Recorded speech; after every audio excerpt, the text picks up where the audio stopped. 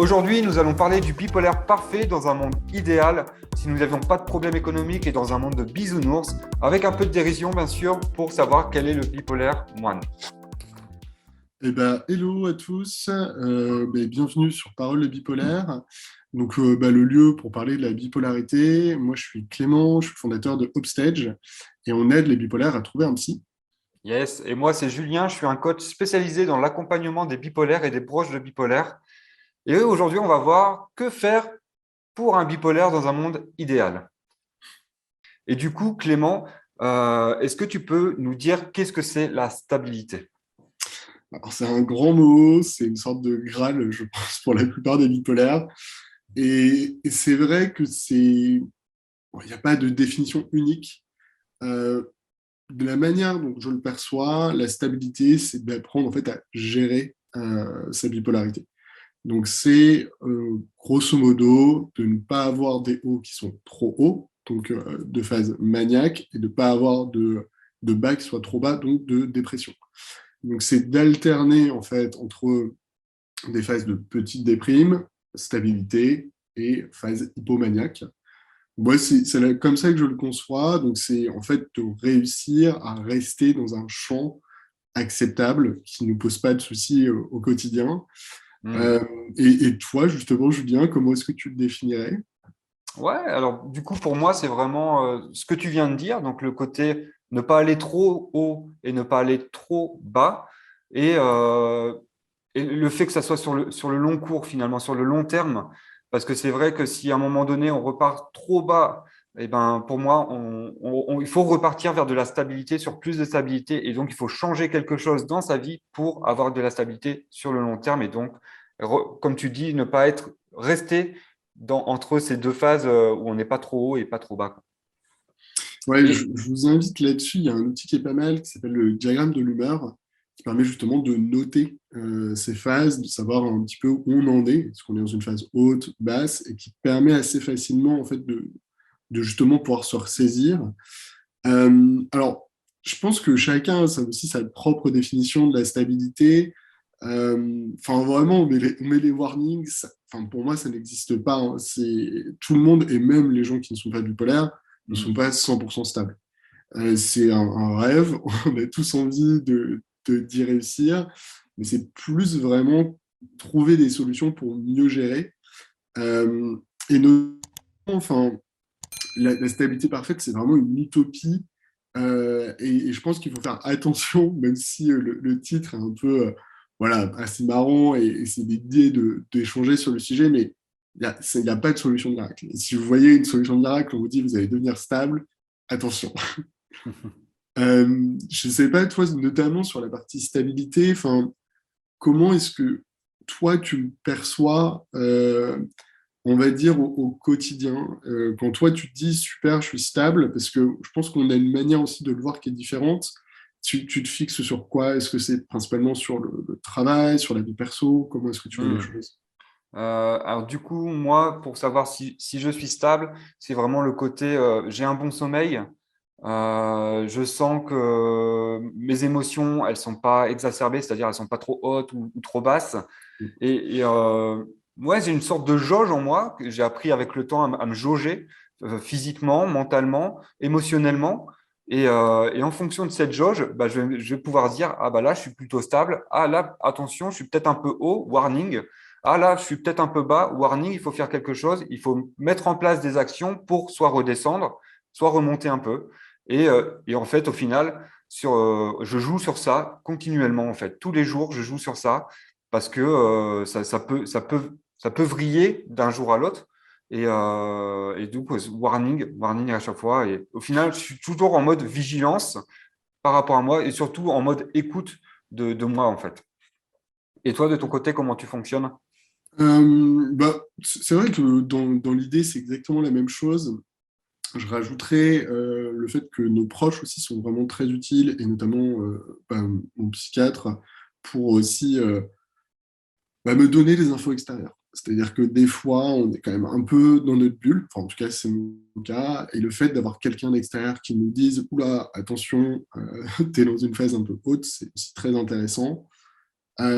J'ajouterais aussi le fait de travailler personnellement sur le journal de 5 minutes, mais c'est une sorte de journal intime, le fait d'écrire ce qu'on ressent, c'est très utile. Le diagramme de l'humeur, aussi, qui est très intéressant. Pour être franc avec vous, moi, je ne l'utilise pas tous les jours. J'utilise plutôt le journal intime, mais ça peut être intéressant, surtout quand vous commencez pour un petit peu vous forcer à prendre des habitudes. Mais chacun a ses propres méthodes. Et justement, d'ailleurs, on est curieux de savoir quelles sont les vôtres et comment est-ce que vous faites pour être stable, entre guillemets. Donc, n'hésitez pas à nous le dire, parce que je pense que chacun a sa manière de faire. Je pense que ça peut être intéressant de parler un petit peu plus en détail, mais de nos expériences. On a expliqué comment on faisait pour être stable, mais quelles sont les règles qu'on s'est imposées? Parce que je pense que ça, c'est essentiel en tant que bipolaire, c'est on a quand même chacun, en fonction de notre vie et de notre environnement, hein, le fait de se dire, OK, ça, c'est des règles sur lesquelles, justement, je ne souhaite pas transiger. Hmm. Et du coup, toi, de ton côté, Julien, quelles sont tes règles, en fait, pour justement rester stable, entre guillemets? Yes. Bonne question. La règle phare chez moi, c'est la santé est ma priorité. C'est-à-dire que peu importe le domaine qui va prendre une importance, eh ben si à un moment donné je me sens mal, je mets la priorité sur ma santé et pouvoir revenir plus fort derrière dans ce domaine dans lequel j'avais avancé. Je ne sais pas si c'est très compréhensible, mais pour donner un exemple, par exemple, là en ce moment, euh, je voudrais travailler plus sur mon entreprise, mais je sens que ma santé, elle n'est pas au niveau que je voudrais avoir. Du coup, je la remets au centre pour dormir mieux, bien manger, faire du sport et pouvoir derrière revenir sur mon entreprise et le rôle à développer, mais de manière en ayant un état d'esprit qui va avec, en fait, finalement. Et du coup, mes règles, c'est vraiment le côté, le sommeil, je valorise mon sommeil le plus possible. La communication, pour moi, c'est hyper important de communiquer le plus possible. Donc, je communique beaucoup, notamment avec ma mère, et ça m'aide énormément au quotidien. Et la dernière chose, c'est au niveau de l'alcool, donc de ne pas boire trop. Je m'autorise de boire un petit peu, donc de 2-3 verres maximum quand je vais à une soirée ou quoi que ce soit, mais ne pas dépasser un certain seuil, parce que je sais que pour moi, derrière, ça va dégrader mon sommeil. Et si je dégrade mon sommeil, le lendemain, je serai fatigué, je serai stressé, et en fait, ça va être un cercle vicieux qui va commencer à me faire aller en déprime ou à l'inverse, en hypomanie. Et toi, du coup, de ton côté, comment toi tu gères ta stabilité finalement? Euh, c'est vrai que c'est hyper intéressant dans ce que tu expliques, Julien, le fait de prioriser sa santé, ce qui n'est pas toujours facile, notamment professionnellement, mais d'essayer de se mettre des warnings et de pas, entre guillemets, de pas se surmener dans des phases hautes pour éviter derrière le contre-coup. Ça, c'est quelque chose que j'apprends à faire, où j'essaye notamment, par rapport au stage, voilà, de me fixer un peu une heure de fin, de se dire à 19h30, 20h, on arrête et justement, on fait une pause. C'est un peu pareil par rapport à notre communauté, parce que c'est sur Facebook, donc il y a le côté assez sympa et interactif, mais de se forcer à partir d'une certaine heure de ne pas y aller. Ça, c'est un peu des règles que je me suis fixées. Ensuite, on a beaucoup parlé des routines dans un autre épisode. Et ça, c'est un point essentiel, hein. Clairement, les routines, c'est la vie et c'est ce qui permet aussi de mieux gérer sa stabilité. Personnellement, si je dois parler justement de tout ce qui est sortie alcool, j'essaie de ne pas avoir de règles trop strictes, dans le sens où je ne souhaite pas être dans de la frustration et de m'interdire de faire des choses parce qu'ensuite je sais que je ne les respecterai pas. Donc je préfère avoir une certaine tolérance avec moi-même et plutôt en fonction en fait de ce que j'ai pu faire, de se dire très bien, je fais une grosse sortie par mois à peu près. sans spécialement calculer. Si j'en fais 2 un mois et j'en ferai peut-être zéro le mois suivant. Et de se dire, OK, c'est très bien, j'ai quand même un plaisir et j'ai envie d'avoir ça, mais il ne faut pas que ça soit régulier. Il faut au maximum, bien sûr, pas trop boire d'alcool. Bon, je me suis interdit les drogues, mais ça, c'est quand même la base. Et au niveau de l'alcool, ouais, voilà, d'essayer de ne pas suivre notamment des potes. Il y a des potes qui bah, ne sont pas bipolaires et qui peuvent, et c'est leur choix, hein, faire des soirées qui sont un peu plus longues, on va dire. Et ça, c'est leur choix à eux. Mais moi, j'ai accepté, en tout cas en tant que bipolaire, que je ne peux pas les suivre. Enfin, je peux les suivre, mais si je les suis, les conséquences ne sont pas du tout les mêmes. Et j'ai accepté le fait de devoir m'adapter et de ne pas pouvoir faire certaines choses. En tout cas, pas à la même fréquence Hmm. que d'autres. Et ça, je pense que c'est vraiment essentiel dans sa stabilité, c'est de comprendre ses limites. Une autre chose aussi où je me suis rendu compte, c'est par rapport à tout ce qui était voyage et jet lag, auberge de jeunesse. C'est pareil, c'est quelque chose que dans le passé, j'avais tendance à faire sans me poser de questions. Maintenant, je me rends compte que ça a en fait un impact qui est trop important sur mon sommeil et que parce que je suis bipolaire, en fait, je ne peux pas faire une semaine ou 2 semaines d'auberge de jeunesse d'affilée. Il faut que je fasse des temps de pause. Et pareil, ça ne veut pas dire que je ne peux pas voyager en auberge de jeunesse, mais ça veut dire que je dois adapter mon comportement et avoir des règles pour, sans être frustré, euh, bah, avoir une certaine stabilité, même si c'est toujours un petit peu entre guillemets. Est-ce que tu as d'autres choses peut-être à ajouter là-dessus, Julien? Non, alors vraiment, ce que je retiens dans ce que tu dis, c'est que finalement, tu adaptes ton mode de vie à ta bipolarité sans pour autant te refuser de faire des choses. Ouais. Et pour ne pas te frustrer, ce qui permet aussi de ne pas culpabiliser en faisant comme ça. Et c'est génial. Ouais, et je pense que c'est aussi par rapport à notre âge, enfin, on en parle assez peu, mais c'est sûr que bon, nous, on a la trentaine, mais enfin, on est à un âge où on a quand même encore envie d'aller faire des concerts, d'aller faire des festivals. Et, et peut-être que ce sera moins le cas, et quand j'aurai 60 ans, peut-être que j'aurai plus une vie de moine. Mais il faut bien sûr le prendre en compte, et ce serait un peu stupide de penser qu'il y a une règle unique pour tout le monde, à tous les âges. Enfin, lorsque j'étais étudiant, je sortais plus qu'aujourd'hui. Je ne savais pas que j'étais bipolaire, mais en tout cas, j'aurais pas voulu arrêter. J'aurais voulu, pareil, peut-être trouver des règles où c'est peut-être de sortir qu'une fois par semaine, c'est pas une fois par mois. Parce qu'il faut s'adapter à son environnement, à ce qu'on veut faire. Et donc, je pense, et n'hésitez pas à y réfléchir et même à nous l'écrire un petit peu ce que vous pensez être pertinent pour vous. Ça peut être un très bon exercice. Donc, un peu se les fixer. On a déjà parlé aussi des prodromes, donc de savoir quand est-ce que vous partez dans une phase, et c'est vrai qu'on ne l'a pas évoqué, je pense que ça va être hyper intéressant, savoir comment est-ce que toi tu t'adaptes par rapport à tes règles, par rapport à ta stabilité, en fonction de ce que tu perçois dans tes phases, justement, Julien. Alors, question un peu plus complexe. Comment je m'adapte? Alors, quand tu sens une phase, par exemple, Ouais. maniaque arriver, ou même hypomaniaque, comment est-ce que tu prends en compte ça pour Hmm. t'adapter et notamment adapter tes règles afin de rester entre guillemets dans cet entre-deux. Hmm.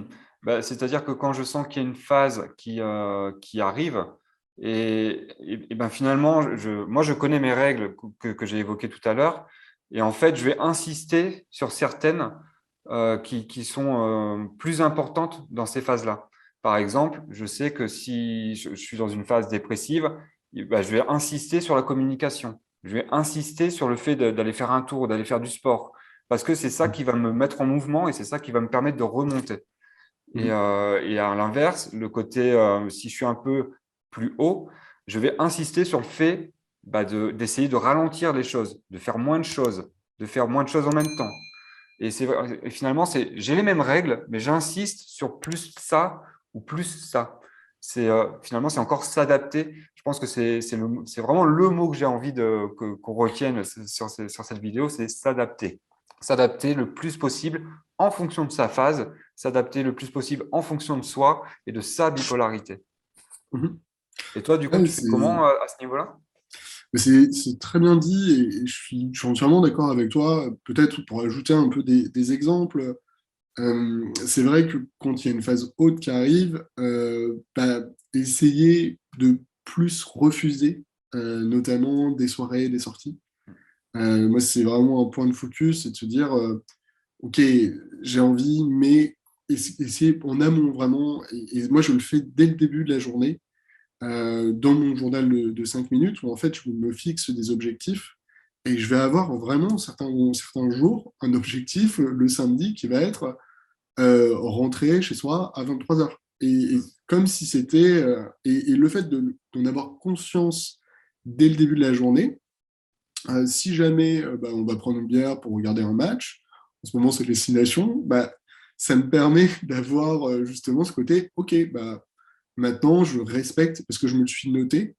Et donc, ouais, de refuser un petit peu des choses à l'extérieur, de ne pas lancer trop de projets supplémentaires. Je reviens un peu dans ce que tu disais, Julien, mais ouais, voilà, on a une capacité qui est limitée et de pas être parce que bon, lorsqu'on est en hypomanie, on a un peu trop confiance en soi et on pense pouvoir un peu renverser les falaises.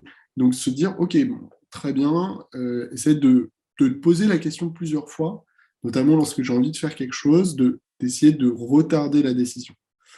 Ça peut être financièrement, ça peut être au niveau d'une proposition externe.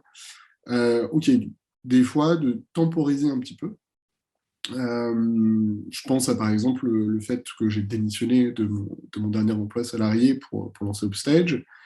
Et quand j'ai eu la première envie de démissionner, j'ai essayé de me forcer à me dire, OK, attends un petit peu, vois si tu penses toujours la même chose dans quelques semaines, dans quelques mois. Et si c'est toujours le cas, à ce moment-là, tu peux agir. Mm. Et pour venir un tout petit peu aux phases basses, bah, pareil, tu as raison, et je pense qu'il n'y a pas grand-chose à ajouter, mais ouais, le sport et bien sûr la communication. Et c'est bien aussi je trouve, dans ce moment-là, de se rapprocher des personnes avec qui on est très proche, parce que c'est un peu plus facile. Ouais. Et, Et si je peux donner un exemple, par exemple, là en ce moment, je suis plutôt dans une phase basse et je communique énormément avec ma mère, plus que quand je suis en euthymie, donc en plus stable. Et ça me fait énormément bien parce que j'évacue mes émotions, j'évacue mes pensées et ça me fait remonter, en fait, tranquillement, ça me fait remonter. ouais, c'est génial, hein. Enfin, c'est vrai que enfin, moi aussi, j'adore ma mère, enfin ma maman, je peux même le dire, je trouve ça marrant. Et c'est génial. Et ça peut être aussi d'autres personnes dans votre vie, mais oui, et n'hésitez pas, enfin, on n'en a jamais parlé d'ailleurs, mais on a une communauté qui s'appelle Groupe de parole pour bipolaire. Et c'est un lieu d'échange entre bipolaires pour bah, justement trouver un petit soutien et des fois se réunir pour parler entre nous. Donc Mm. c'est un groupe Facebook où on mettra le lien. C'est vrai qu'on n'en a jamais discuté. Voilà, peut-être, je ne sais pas si toi tu avais autre chose à ajouter. Non, je pense qu'on peut passer à la conclusion. Super. Bah, aujourd'hui, on a parlé de stabilité et on a bien vu que la stabilité, c'était une utopie. C'était quelque chose qui n'existait pas. On ne peut pas être stable, on peut seulement s'en rapprocher. Et chacun doit définir ce qui est pour lui sa stabilité avec des objectifs précis. Pour notre part, la stabilité, c'est le fait d'osciller entre des phases qui ne sont pas trop importantes. C'est-à-dire pas de dépression, mais plutôt des déprimes. Bien sûr, si on le peut, avoir des phases stables, et puis des phases hypomaniaques, mais légères, et pas de phase maniaque. Donc en fait, de rester dans des ondes qui ne vont pas entraîner notamment une hospitalisation ou de trop graves problèmes personnels. Je pense à la perte d'un travail ou autre. Et donc, voilà, faites-vous votre propre définition. Et juste, la définition, c'est sur le long terme. Donc, on parle de long cours. C'est pas, on n'est pas stable. Et c'est d'ailleurs toujours un peu étrange de dire qu'on est stable. Gardez ça à l'esprit. Merci beaucoup à tous. Et puis, bah, n'hésitez pas à liker. Ça nous fait énormément plaisir. En vous souhaitant une très belle journée. Yes, merci à tous. Ciao. Ciao.